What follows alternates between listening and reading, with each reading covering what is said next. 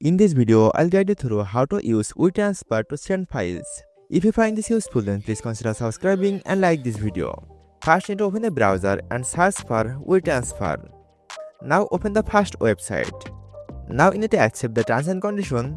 Now there are two options, add file or add folders. But if you want to transfer multiple files, then I recommend you to create a zip file.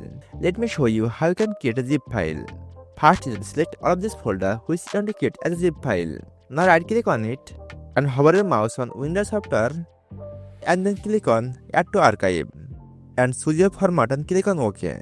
Once it's ready, then open WeTransfer website and click on Add File and choose the zip file and click on Open. Now type the receiver email address and then your email address. And if you want to send any custom message to him, then you can type this here.